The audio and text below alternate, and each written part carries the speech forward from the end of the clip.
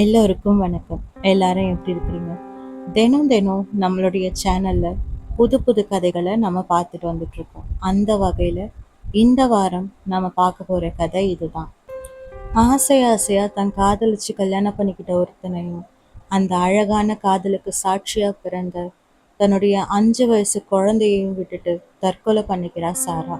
அப்படி தங்கூட சந்தோஷமா வாழ்ந்துகிட்டு இருந்தவ எதுக்காக இப்படி தற்கொலை பண்ணிக்கிட்டா அப்படின்ற காரணத்தை தேடி போற ருத்ரா.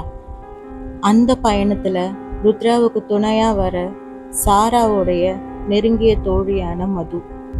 இந்த தேடலுக்கு நடுவுல தன்னுடைய கடந்த காலத்துல அவ மறைச்சதா சொல்லப்பட்ட ஒரு ரகசியத்தினால ஊசலாடிக்கிட்டு இருக்க சாராவுடைய 5 வயசு மகனான ஆதித்யாவுடைய உயிர். கடைசியில இந்த இத்தனை போராட்டங்களுக்கும் காரணம் யாரு சாராவை தற்கொலை பண்ணிக்க தூண்டுனா? அவளுடைய கடந்த காலத்துல மறைக்கப்பட்ட அந்த ரகசியம் தான் என்ன? இந்த கதையில நம்ம பார்த்து தெரிஞ்சுக்கலாம். வாங்க கதைக்குள்ள போயிடலாம். நான் உங்கள் சகி மகேந்திரா. வாங்க இன்னைக்கான கதைக்குள்ள போயிடலாம். அத்தியாயம் 1. தன்னுடைய மனைவியோடைய கல்லறைக்கு முன்னாடி மனசு முழுக்க வேதனையோட நின்றுகிட்டு இருந்தா ருத்ரா. அவன் கூட அவனுடைய 5 வயசு மகனான ஆதித்யாவும் நின்றுகிட்டு இருந்தான். 2 பேருடைய கண்கள்லையும் கண்ணீர் ததும்பி இருந்துச்சு. மனசு முழுக்க வேதனையும் குடியிருந்துச்சு. ருத்ரா எதுக்காகவும் பயப்படாதவன். ஆனா 1 மாசத்துக்கு முன்னாடி தன்னுடைய மனைவி உடம்பு முடியாம கஷ்டப்படும் போது எங்க இவ தன்னை விட்டு நிரந்தரமா போயிடுவாளோ அப்படின்ற பயம் அவனுக்குள்ள இருந்துச்சு. அவன் எதுக்காகவுமே அழாதவன். ஆனா அவனுடைய மனைவி அவன் கூட இதுக்கப்புறம் இருக்க போறதில்ல, அவ இறந்து போயிட்டா அப்படின்ற உண்மைய ஏத்துக்க முடியாம ஒவ்வொரு நாளும் கதறி அழுதுட்டு இருந்தான். இப்பவும் அவளுடைய கல்லறைக்கு முன்னாடி நின்னுக்கிட்டு அப்படிதான் கண்ணீர் வடிச்சிட்டு இருந்தான் ருத்ரா. அதை பார்த்த அவனுடைய 5 வயசு குழந்தை ஆதித்யா அவனுடைய கைகளை இறுக பிடிச்சுக்கிட்டான். தன்னுடைய குழந்தை தான் அழறத பாக்குறான் அப்படின்றத உணர்ந்ததுமே ருத்ரா தன்னுடைய கண்களை துடைச்சுக்கிட்டான். அவன் முன்னாடி இருந்த அவன் மனைவியோடைய கல்லறையில இறைவனின் ஒளி இங்கே உறங்கி கொண்டிருக்கிறது அப்படின்னு சொல்லிட்டு எழுதி இருந்துச்சு. அதையே ருத்ரா பார்த்துட்டு இருக்கும்போது ஆதித்யா அவன்கிட்ட, அப்பா அம்மா எதுக்காக நம்மளை விட்டு போயிட்டாங்க அப்படின்னு சொல்லிட்டு அழுதுகிட்டே கேட்குறான். அதை கேட்டதும் தன்னுடைய குழந்தைய ஆறுதலா தூக்கிக்கிட்டவன் அவனுக்கு எந்த பதிலுமே சொல்லலை. ஏன்னா இதே கேள்விதான் ருத்ராவுடைய மனசுலயுமே இருந்துச்சு. எதுக்காக அவ என்னை விட்டுட்டு போனான்? இந்த கேள்வி தினம் தினம் அவனை தூங்க விடாம சாகடிச்சுட்டு இருந்துச்சு.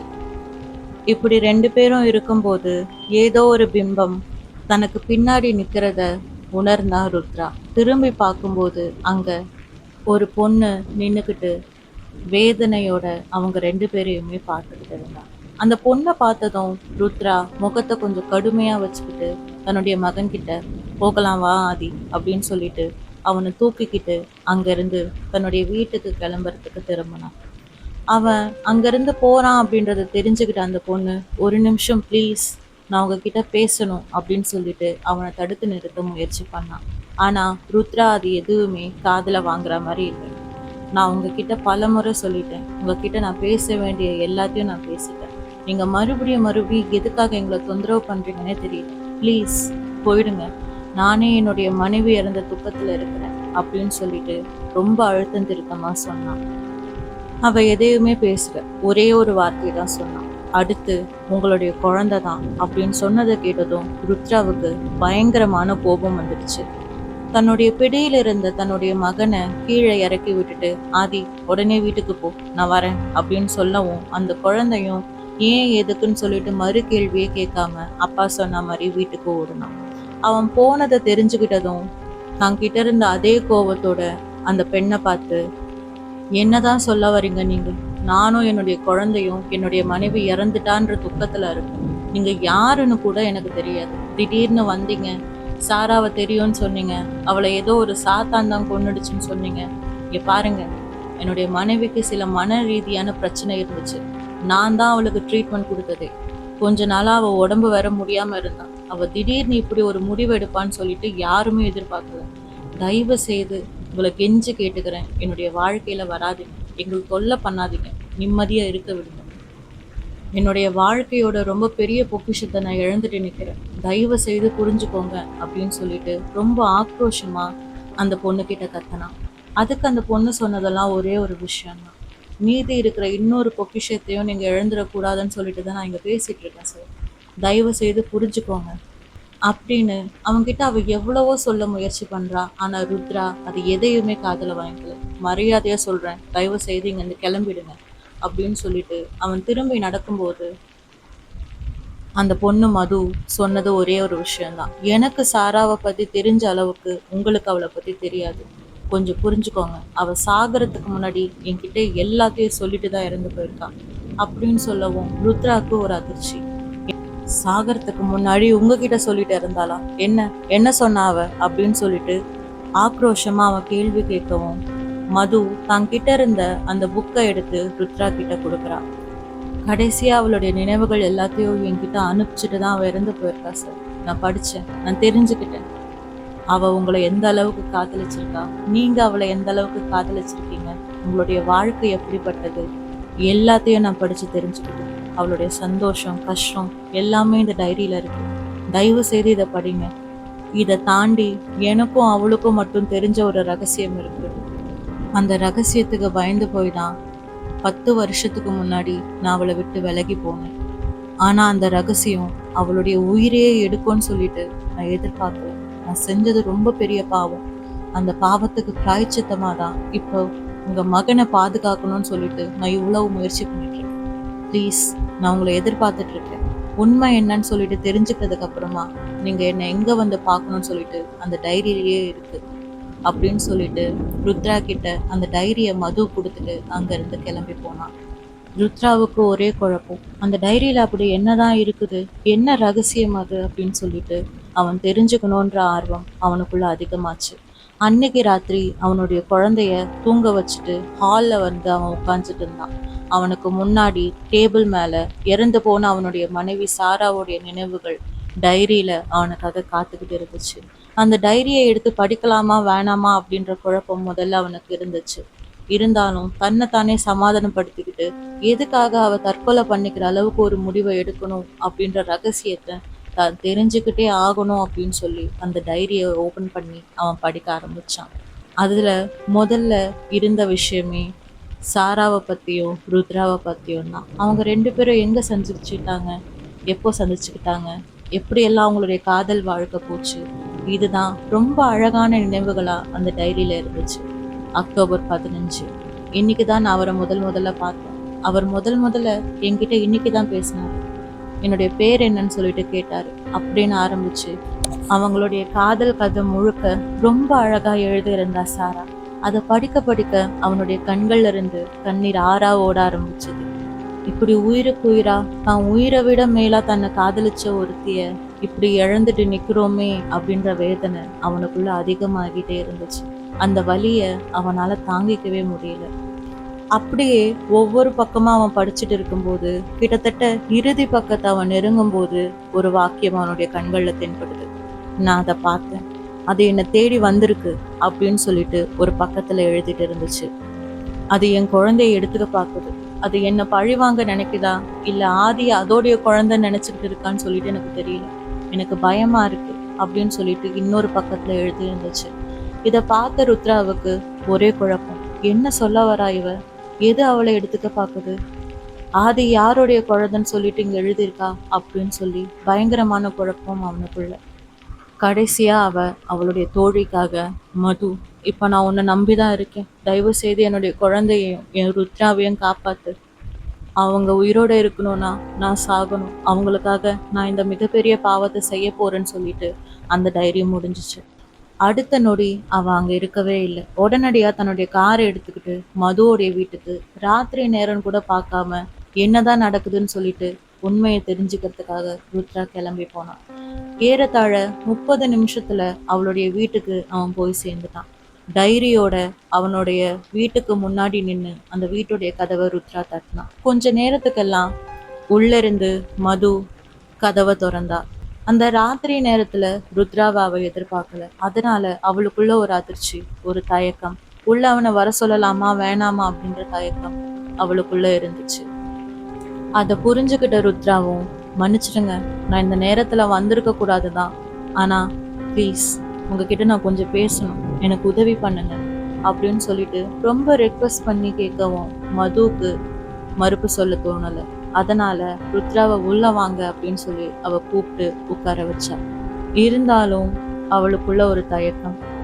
அந்த தயக்கத்தை புரிஞ்சுக்கிட்ட ருத்ராவும் மது கிட்ட, சாரா என்னை பத்தி அந்த டைரியில எழுதின எல்லா விஷயங்களும் உண்மை, அதனால என்னை பார்த்து நீங்க பயப்படணும்னு சொல்லிட்டு எந்த ஒரு அவசியமும் கிடையாதுன்னு சொல்லி ருத்ரா அவளுக்கு வாக்கு கொடுத்தான். மது அவன்கிட்ட, அதெல்லாம் ஒன்றும் இல்லை சார், சொல்லுங்க உங்களுக்கு என்ன வேணும் அப்படின்னு சொல்லிட்டு கேட்கும்போது, அந்த சர்ச்சில் என்ன நடந்துச்சு, 15 வயசு அவளுக்கு, எனக்கு தெரியாத என்கிட்ட இருந்து அவள் மறைச்ச விஷயம் இப்போ எனக்கு தெரிஞ்சாகணும். நான் அவளுக்கு ட்ரீட்மெண்ட் கொடுக்க ஆரம்பிக்கும் போது கூட அவள் அதை பற்றி எதையுமே என்கிட்ட சொல்லலை. நான் எவ்வளவோ அவகிட்ட கேட்டேன், ஆனால் அந்த சர்ச்சில் நடந்த ஏதோ ஒரு விஷயத்த அவள் என்கிட்ட மறைச்சிருக்கான்னு மட்டும் எனக்கு நல்லா தெரியும். அந்த விஷயம் என்னன்னு சொல்லிட்டு எனக்கு தெரிஞ்சே ஆகணும்னு சொல்லி ருத்ரா மது கிட்ட கேட்குறான். ரொம்ப நேரம் தயக்கத்துக்கு அப்புறமா மதுவும், அந்த நாட்கள் எங்களுடைய நரகம்னு சொல்லிட்டு சொல்லலாம், அது கடவுள் இருக்கிற இடம், அப்படிதான் இந்த உலகமும் நம்பிக்கிட்டு இருந்துச்சு. ஆனா அந்த சர்ச்சுக்குள்ள என்னென்ன கொடூரங்கள்லாம் நடந்துச்சுன்னு சொல்லி உள்ள இருக்கிற எங்களுக்கு தான் தெரியும். அந்த சர்ச்சில் ஒரு ஃபாதர் இருந்தார். வெளியுலகத்துக்கு மட்டும்தான் அவர் நல்லவர், உத்தமமானவர், எல்லாமே. ஆனால் ஒவ்வொரு ராத்திரியும் அவர் எங்களை கொடுமைப்படுத்தின விதம் இப்போ கூட எனக்கு பயத்தை ஏற்படுத்துது. உண்மையிலேயே நாங்கள் நரகத்தில் தான் வாழ்ந்தோம். சாரா ஏற்கனவே அந்த சர்ச்சுக்கு வந்தபோது அவ தன்னுடைய அப்பா மூலமா பல வேதனைகள் அனுபவிச்சுட்டு தான் வந்தா அப்படின்ற விஷயம் எனக்கு நல்லாவே தெரியும்.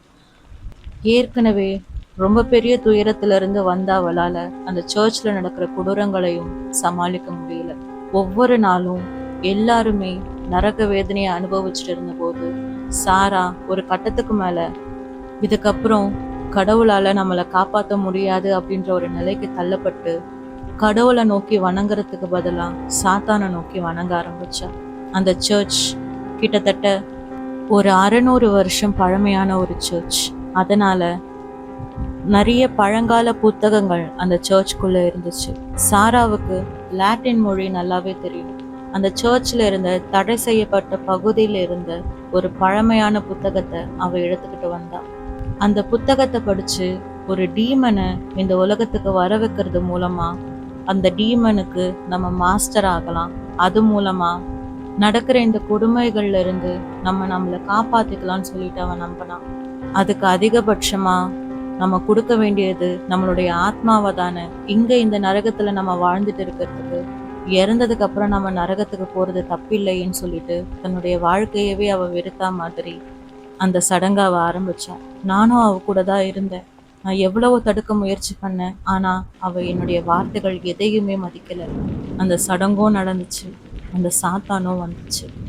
ஆனா அந்த புத்தகத்துல எழுதிட்டு இருந்தபடி அந்த சாத்தான் குறிப்பிட்ட ஒருத்தருக்கு உதவி செய்ததுக்கு அப்புறமா அவங்களுடைய மரணத்துக்கு அப்புறம் அந்த ஆத்மாவை அந்த சாத்தான் தனக்கூட நரகத்துக்கு எடுத்துட்டு போயிடும். இதுதான் அந்த புத்தகத்துல இருந்துச்சு. ஆனா அதுக்கு பதிலா சாரா வரவழைச்ச அந்த சாத்தான் அவளை கல்யாணம் பண்ணிக்கணும்னு சொல்லிட்டு கேட்டுச்சு.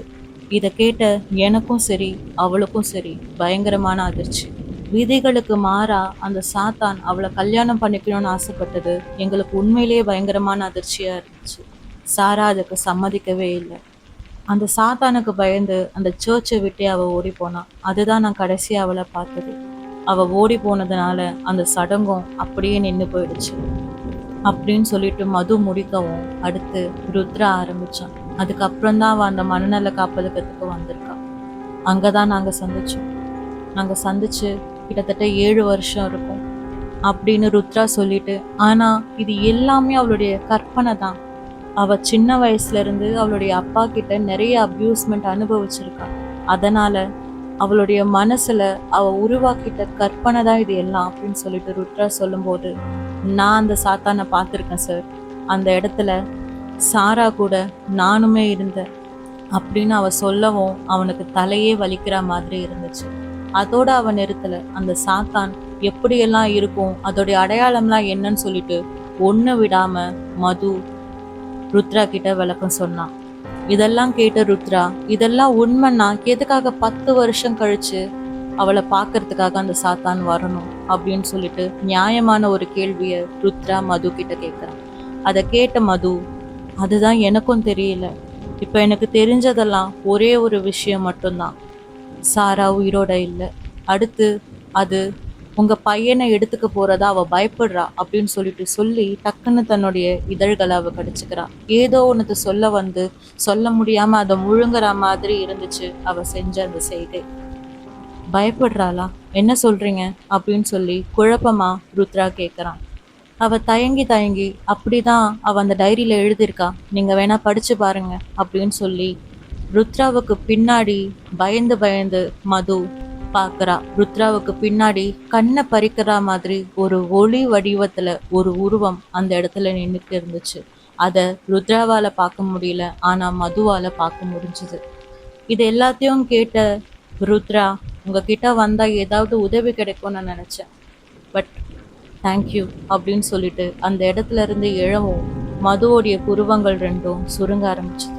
அந்த இடத்துல ருத்ராவுக்கு பின்னாடி நின்றுகிட்டு இருந்த அந்த உருவம் திடீர்னு ஒரு நொடி பொழுதுல அந்த இடத்துல இருந்து மறைஞ்சே போச்சு.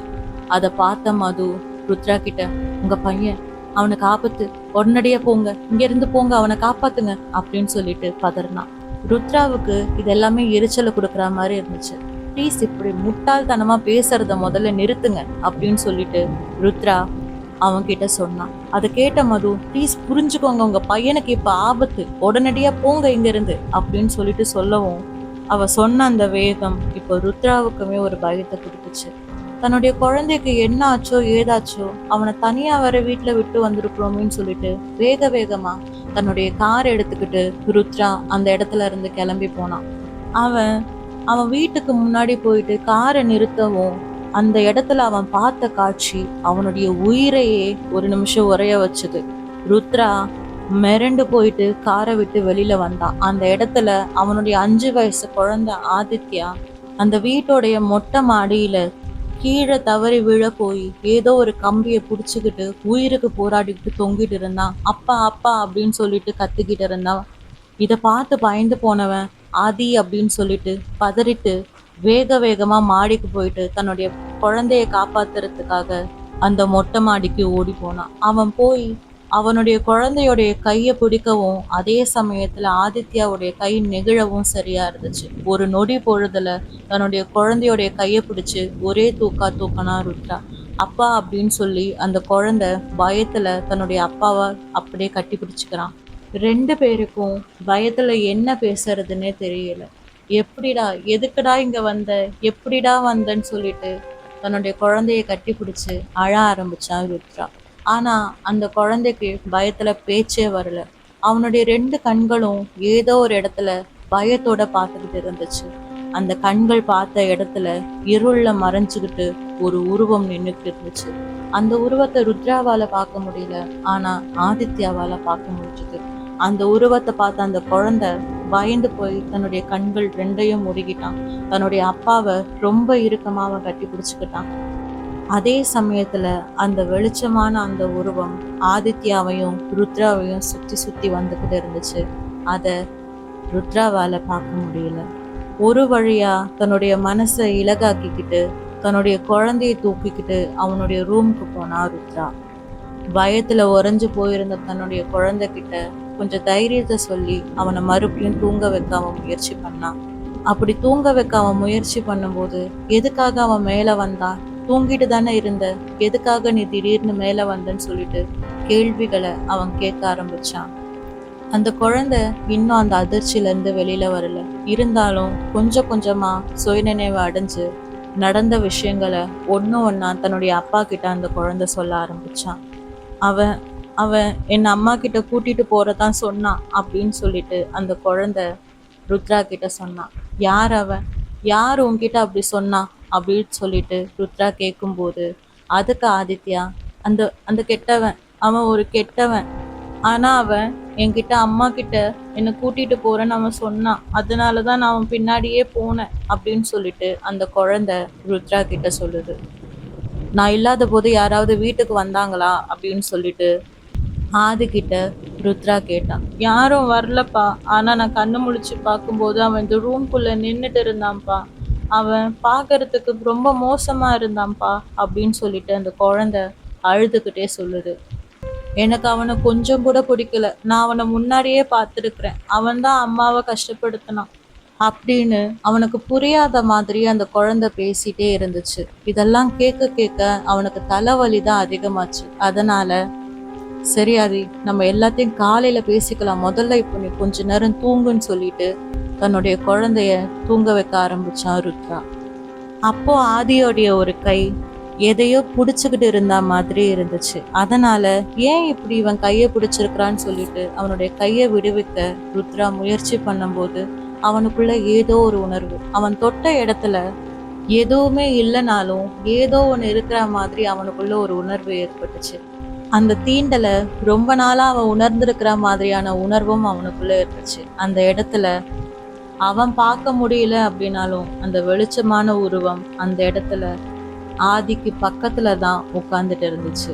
கொஞ்ச நேரம் அவன் எதுவுமே பேசாம அமைதியா அப்படியே உட்கார்ந்துருந்தான். அப்போதான் அந்த ரூமோடைய கதவு திறக்கப்பட்டுச்சு. வெளியில இருந்து மது உள்ள வந்தா. அவளுடைய கண்களுக்கு தான் அந்த வெளிச்சம் தெரியுமே. அந்த இடத்துல அவ பார்த்தது வெளிச்சமான ஒரு உருவம் இல்லை. அந்த இடத்துல தன்னுடைய தோழி அவ பார்த்தா, சாராவை அவ பார்த்தா, அந்த அழகான குடும்பத்தை அவ பார்த்தா. ஒரு நொடி அவளுடைய மனசுக்குள்ளேயும் எவ்வளவு அழகான ஒரு குடும்பமா இது இருந்திருக்கும் அப்படின்ற ஒரு எண்ணம் தான் வந்துச்சு. அவளுடைய மனசுக்குள்ளேயும் ஒரு வலி படர ஆரம்பிச்சது. அந்த கதவு திறக்கிற சத்தத்தை கேட்ட ருத்ரா யார் வந்திருக்கிறான்னு சொல்லிட்டு திரும்பும்போது தன்னுடைய கைகளை அந்த வெளிச்சமான உருவத்துக்கிட்ட இருந்து தனக்கே தெரியாம அவன் விடுவிச்சுக்கிட்டான். வந்திருக்கிறது மது தான் அப்படின்னு சொல்லிட்டு தெரிஞ்சதுக்கு அப்புறமா தன்னுடைய கண்களை அவன் தொடச்சிக்கிட்டு ஆதியையும் தூங்க வச்சுட்டு மதுவை அழைச்சிக்கிட்டு ஹாலுக்கு வந்தான் ருத்ரா. என்னுடைய குழந்தைக்கு பிரச்சனைன்னு சொல்லிட்டு உங்களுக்கு எப்படி தெரிஞ்சது அப்படின்னு சொல்லி ருத்ரா கேட்கும்போது மதுவால என்ன பதில் சொல்றதுன்னே தெரியல. அவ சொன்னதெல்லாம் ஒரே விஷயம்தான், எனக்கு அவனுக்கு ஏதோ பிரச்சனை இருக்குமோன்னு தோணுச்சு, அதனாலதான் நான் சொன்னேன் அப்படின்னு சொல்லிட்டு சொல்றான். ஆனா இதெல்லாம் ருத்ராவுக்கு நம்புற மாதிரியே இல்லை. நீங்க சொல்ற எந்த ஒரு விஷயமும் ஏத்துக்கிற மாதிரி இல்ல மது, தயவு செய்து அதை புரிஞ்சுக்கோங்க. என்னுடைய மனைவி உடம்பு சரியில்லாம ஏதோ ஒரு மன ரீதியான பிரச்சனையில இருந்தா, அதனாலதான் அவ தற்கொலையும் பண்ணிக்கிட்டான். நான் தான் அவளை சரியா கவனிச்சுக்கல. அவ இறந்ததுக்கு முழுக்க முழுக்க காரணம் நான் மட்டும்தான். தயவு செய்து இங்க இருந்து போயிடுங்க, எங்க வாழ்க்கையில வராதிங்க, அவளோட நினைவுகளோடவே நாங்க வாழ்ந்துக்கிறோம் அப்படின்னு சொல்லிட்டு ருத்ரா சொல்லும்போது அதுக்கு மது, நீங்க உங்க மனைவியை நம்பிதான் சார் ஆகணும் அப்படின்னு சொல்லிட்டே அவன் பின்னாடி பாக்குறான். அவனுடைய பின்னாடி தான் அந்த ஒளி வடிவமும் நின்றுகிட்டு இருந்துச்சு. அந்த ஒளி வடிவத்தை பார்த்த மதுவோடைய முகத்துல ஒரு சின்ன சிரிப்பும் உண்டாச்சு. அந்த ஒளி வடிவத்தை பார்த்துக்கிட்டே மது ஐ லவ் யூ அப்படின்ற வார்த்தையை சொல்லும்போது ருத்ரா அதை கேட்டு பயங்கரமா அதிர்ச்சி ஆகுறான். என்ன என்ன சொன்னீங்க நீங்க அப்படின்னு சொல்லிட்டு அதிர்ச்சியாவும் கோவமாவும் அவன் கேட்கும்போது, இல்ல சாரி, ஒருவேளை அவ இங்க இருந்திருந்தா இந்த வார்த்தையை அவ சொல்லியிருப்பான்னு நான் சொல்ல வந்தேன்னு சொல்லி பதட்டமா ஏதேதோ சொல்லி மது சமாளிக்கிறா. ஆனா இதெல்லாம் கேட்ட ருத்ராவுக்கு இன்னும் கோபம் அதிகமாச்சு. நான் இங்கிருந்து கிளம்புறேன் சார், நான் உங்க பையன் எப்படி இருக்கிறான்னு பார்க்க தான் வந்தேன். உங்களுக்கு ஏதாவது ஒரு உதவி வேணும்னா தயவு செய்து தயங்காம நீங்க என்கிட்ட கேட்கலாம் அப்படின்னு சொல்லிட்டு மது அங்கிருந்து கிளம்பும் போது, உங்களுடைய உதவி இதுக்கப்புறம் எனக்கு தேவைப்படாதுன்னு நினைக்கிறேன். நீங்க வந்ததுக்கு சந்தோஷம், இதுக்கப்புறம் நான் உங்களை பார்க்கவே விரும்பல அப்படின்னு சொல்லி கோவமா ருத்ரா சொல்றான். அவன் எதுக்காக அப்படி சொல்றான்னு சொல்லிட்டு நல்லாவே அவளுக்கு புரிஞ்சுது. அதனால எதுவுமே பேசாம அமைதியா அந்த இடத்துல இருந்து கிளம்பி போயிடுறா மது. அதுக்கப்புறம் என்ன ஆகியிருக்கும்? அந்த குழந்தை பார்த்த அந்த இருள் வடிவம் என்ன, அந்த ஒளி வடிவத்தை ஆதித்யாவால பார்க்க முடிச்சதா? எதுக்காக சாரா தற்கொலை பண்ணிக்கணும்? மதுவும் சாராவும் மறைச்ச அந்த ரகசியம் என்ன? அடுத்த அத்தியாயத்தில் பார்க்கலாம். அதுவரை உங்களிடமிருந்து விடை பெறுகிறேன்.